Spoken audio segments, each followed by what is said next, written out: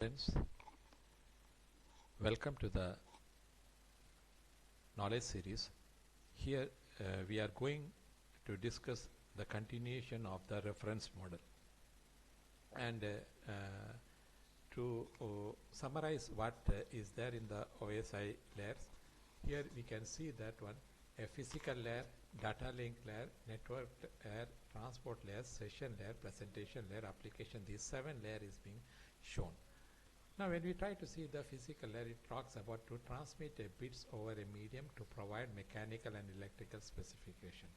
That means in the physical layer we are using the attributes like a data rate, at what rate the information's bits has to be passed through one node to the another node or send it to the destination.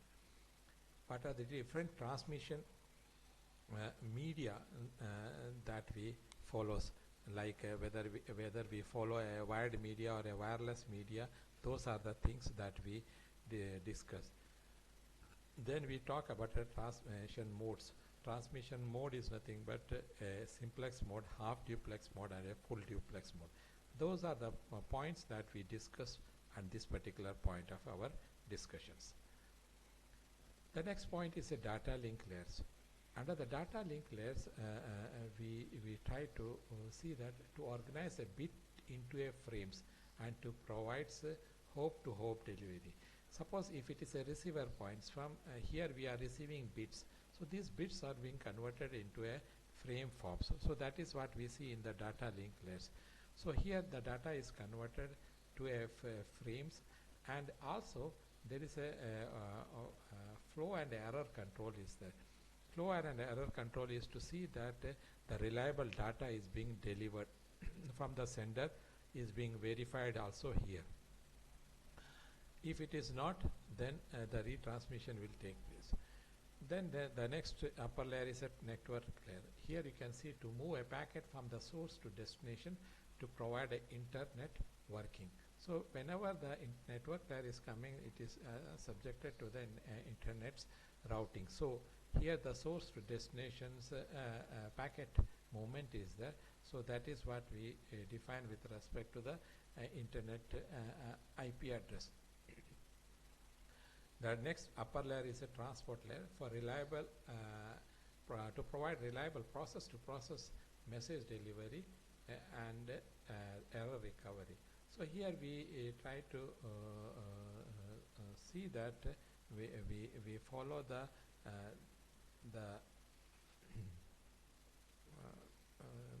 conditions of appropriate process to like a port addressing we try to follow, and thereby we try to see that how the service point addressing we try to follow, segmentation, reassembly, congestion controls, flow and error control. All these things we follow in this case for the reliable process to process message, because reliable process to process message is coming from the applications, presentation and session layers, and also see that it has transmitted in a proper manner through the connection or control or a connectionless control over the network.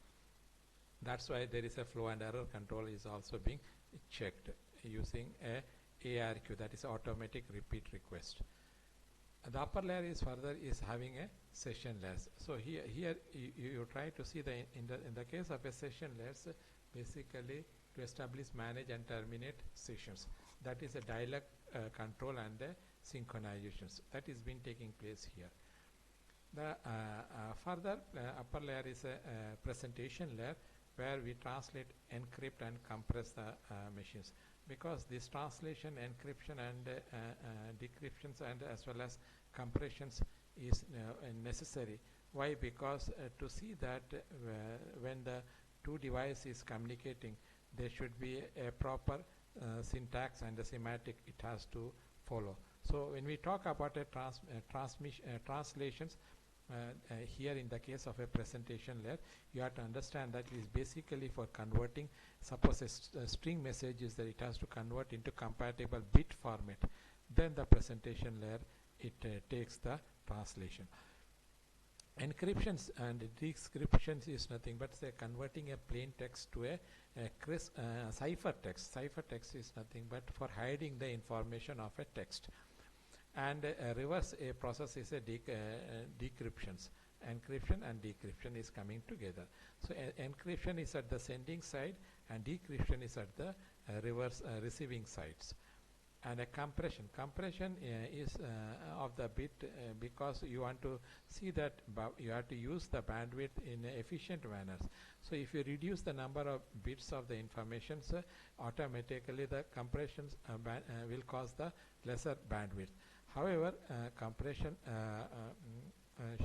when you are doing a compression, you have to see that it should not affect the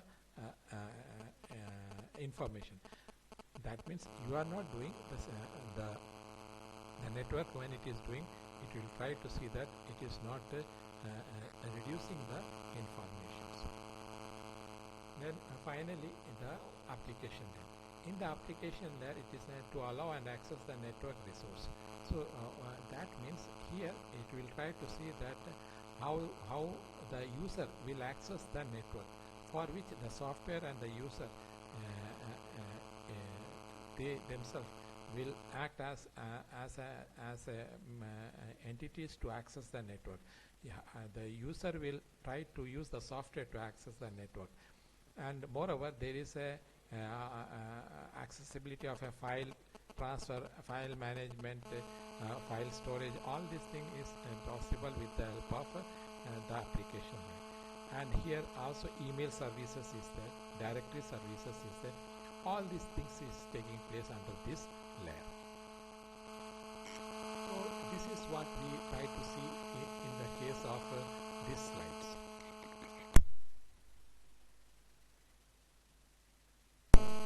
In this slide, you try to see in the physical layers, the sender sends the electrical signal over the network cable at X voltage and X Mbps. So at the receiver side also it does the same functional activities. Electrical signal, receive the electric signal over the network with the cable at X voltage and X Mbps. That means both should be same. It should not deviate, otherwise the error will build up. Put down the data into a frame according to X standard. Here the initial connection setup decodes the data in a frame according to X standard. Whatever standard is followed for the data into frame, the same thing is followed from the here for the from here whatever data in bits is information is received in the form of a data, it is being put into the form of a frame. Keep track of how many hops open shortest path first go to the IP address defined, and keep track on how many hops open for the shortest path first went into IP address this one. So this IP address keeps whatever IP address it is defined here, it is also verifying that in the same destination IP address it is reaching. Make sure that all data is sent is intact. So and here also more make sure that all data has arrived intact, because under the transport layer it tries to verify that the data service and data flow and as well as error should be almost all minimum, or you can take it as there should not be an error, otherwise at the destination it will create a wrong data that is being received. So here whatever is intact is there, the same intact should be here. Initiate and terminate the session according to the X protocol. Here also initiate and terminate the session according to X protocol it has to follow. Encode data with X coding and ASCII character. As I have already stated is that in the case of a presentation layer, the translations whatever form is there, and the encryption, decryption, compression, the same thing it should be in the destinations also. Decode, here encode, here it is decode with data with X coding, decoding keys and ASCII character. Identify sender and intended receiver if there is an email application available. Here identified sender and intended receiver and found email application. That means here the application was to send email, here it has received that email service. This is what we termed with respect to the OSI model. I believe that the OSI model has given a very good clarity about your why we are using. So based on this, we are going to the next is on the TCP IP. Actually, TCP IP is a protocol. As you know, the protocol is nothing but a set of rules that governs how the system has to communicate for the transfer of the data from one system to another. So in the similar manner, the protocols, the TCP is nothing but a transmission control protocol, and is the portion of a TCP IP that is responsible for reliable delivery of a data. That is transmission control protocol. See, it has to transmit what it has to transmit, some informations, and that has to be controlled. How it has to control? Based on the certain rules, and that rules has to be followed by all the receiving sender and the receivers.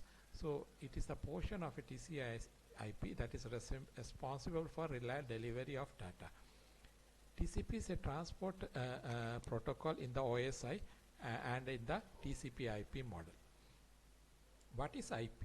Internet protocol, and it is the portion of a TCP IP that provides addressing and routing informations. You have to see, IP is a portion of a TCP IP that provides addressing. Which addressing it gives?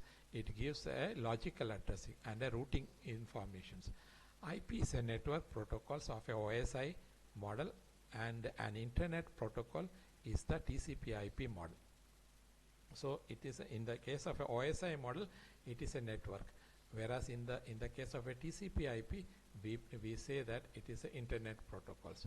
So so there are two things you can see, that OSI layer and the transport layer. So you should not get confused between the why we are studying this TCP IP.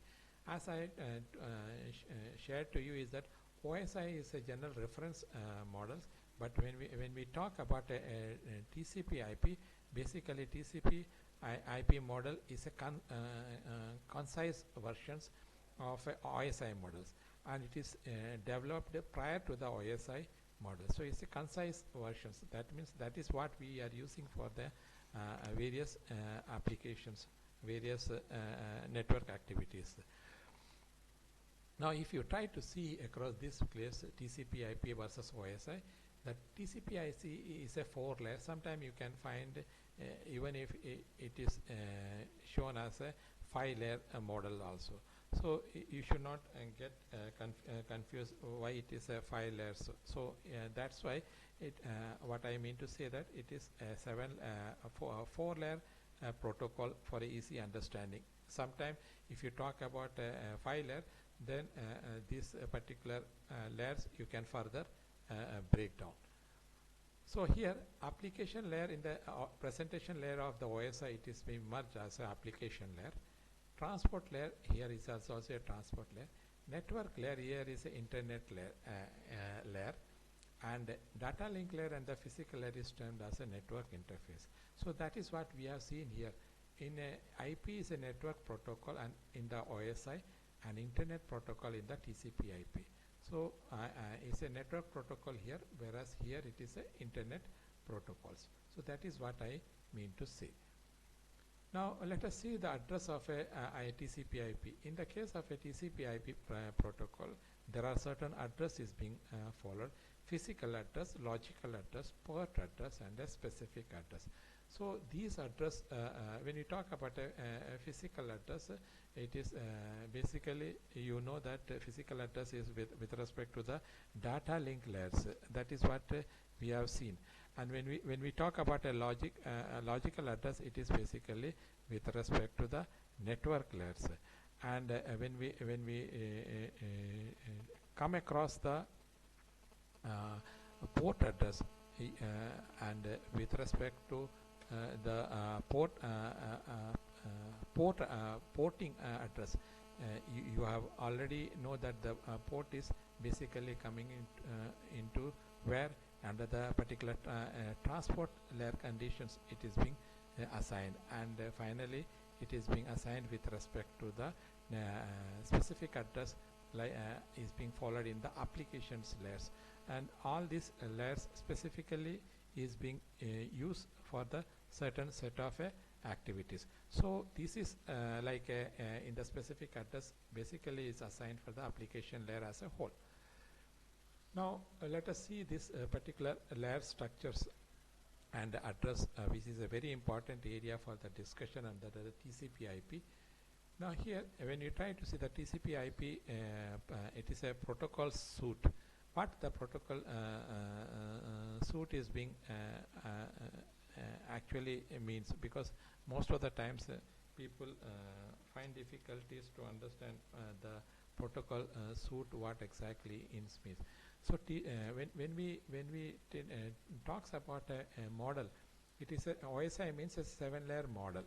Okay, and when we talk about a protocol suite, basically it talks about inside that particular protocols what are the different layer models.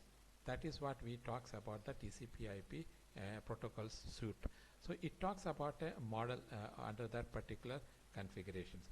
So when we talk about a TCP, it stands as a name, transmission control protocol, and IP is the internet protocol, and basically this suite is used to communicate the 4-layer structures. So here is the application layer, transport layer, network layer, and this comes the data link layer and the physical layer, which is a physical address, logical address, port address, and specific address, which we are discussing. And this type of communications in the internet take place as well as for the private networks also. And here you try to see that in the case of protocols that we use in the application layers, here it is shown as a process. But if you go to the next layers, here you can see that in the application layer there are certain attributes like SMTS, FTP, SCTP, DNS, SNMP, Telnet. Now FTP means it's a file transfer protocol, and its basic function is to transfer an interactive between the protocols. And when we talk about SCTP is a hypertext transfer protocol, and this particular protocol is basically used for the web application. So that's why we are using a SCTP application. And when we talk about a telnet, here is there. Telnet is basically it is used for the remote applications. That is what we use, remote login facility applications. And if you talk about a simple mail, SMTP, it supports the email delivering service that we see in the SMTP.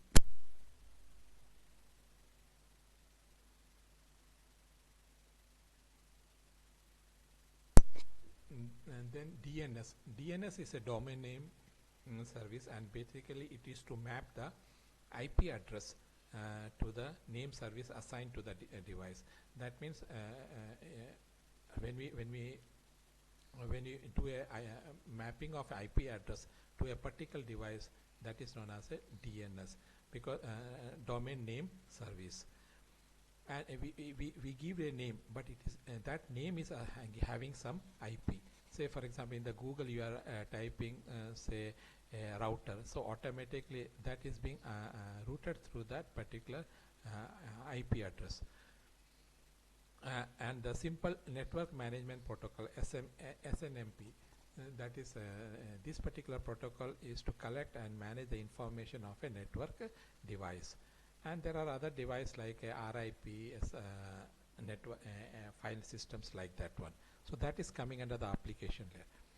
Now coming to the transport layer, we are having two things, is the TCP, UDP, and SCTP.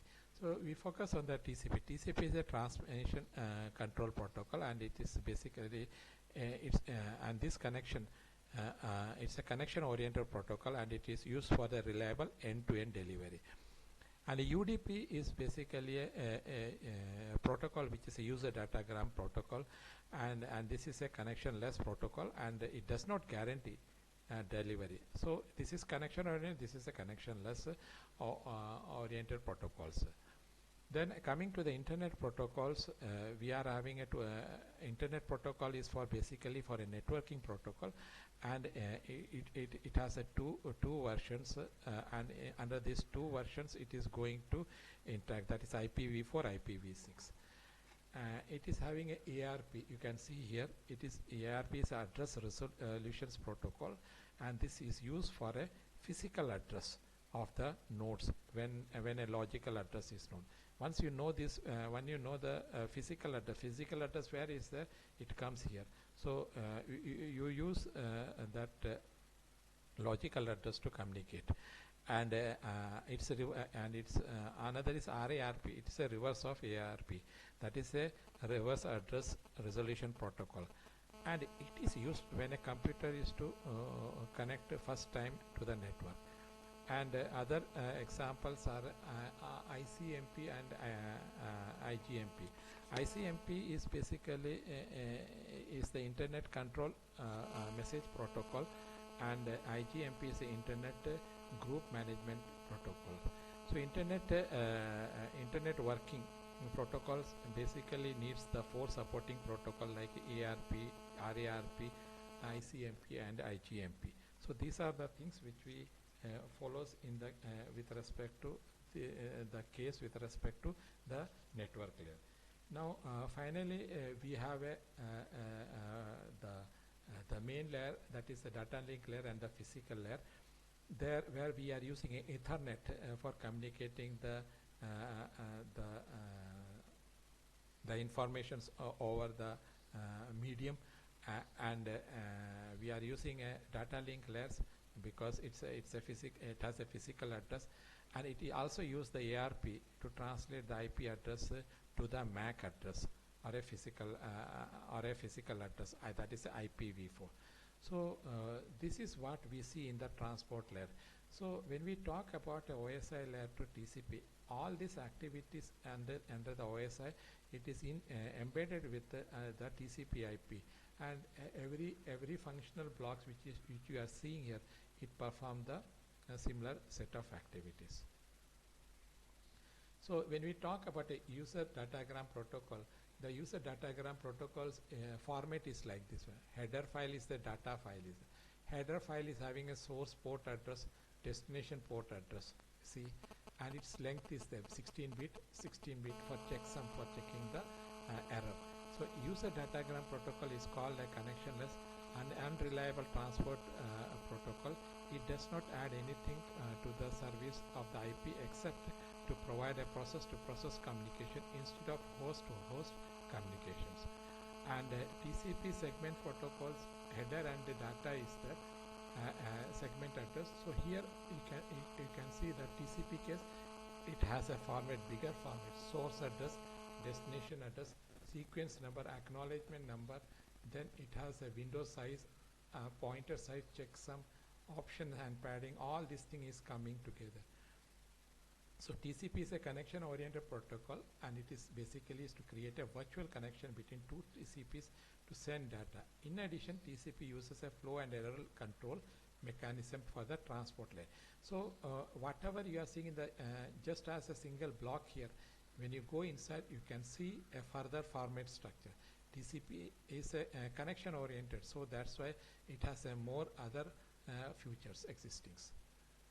And the stream control protocol is a new reliable that is a SCTP, that is what SCTP here we are.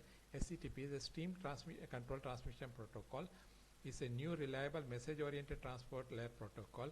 SCTP is mostly designed for internet application that have a reliable recently been introduced, and these new applications needs a more sophisticated service of a TCP can provide. So here you can see a port address is there. So through and this is a protocol, and what are the activities it does, like ISDN over IP, SS7 over telephone signaling, in this case media gateway control for the external networks, IP telephony. All this through this port address, the stream control transmission protocol is being followed in the case of internet. So you are using internet telephones. So that falls through the stream control transmission protocols. ARP protocol, it is being shown here, which is used to find a physical address of the node when the internet address is known. So you want to find the under the MAC case what is the device address. If you know the device address through the internet protocol, you can reach that device. So that is what a system it requests looking for the physical address of a node with the IP address, this one. So this is the IP address. So through this IP address you are finding the device. And here ARP relay of a unicast, a node with the physical address. So if this system is communicating with this systems, so if you know this address, physical address through a node with the physical address, this is defined by this one. You can try to see this one. This is the physical address, whereas IP address it is shown in this order. So through this physical, if you know the physical address, system A can directly communicate with the system B. So this is how we show.